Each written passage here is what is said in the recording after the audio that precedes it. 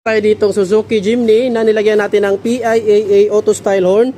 So LTO approved po ito mga bossing. Mayroong 400 Hz plus 500 Hz high and low tone mga bossing. Yan, 12 volts, 112 decibels. So yan po siya sa loob mga boss. Yan po siya. So tignan niyo po yung wiring mo mga bossing. Yan po. Naka-secure mga bossing, naka-insulate po yan. Ano ng ating relay. So dapat naka-relay po mga bossing para po secure at mapalakas natin ang output ng ating busina.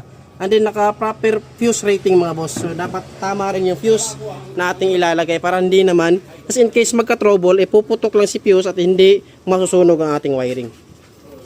So yan po siya mga bossing, no. So wala po tayong wire na nakalaylay, wala po tayong wire na pakalat-kalat. So ganito po tayo mag-install ng horn dito sa Andres Auto Accessories. Yan po siya mga bossing, oh. So yung isa nandito, so ang isa naman nandito sa kabila. Yan. So try natin mga bossing ang sound check ng ating PIAA.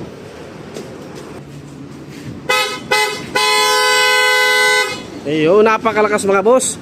Again mga bossing, original po PIAA Auto Style Horn, available po dito sa Andres Auto Accessories. Sa mga gusto magpa-upgrade na kanilang busina, meron po tayong available PIAA Auto Style, PIAA Superior Bass, and then Bosch Europa mga bossing sa mga gustong ng malalaking busina. So yan pa mga bossing, no? Andres Auto Accessories, Cagayan de Oro Branch. Kita-kits mga bossing. Peace.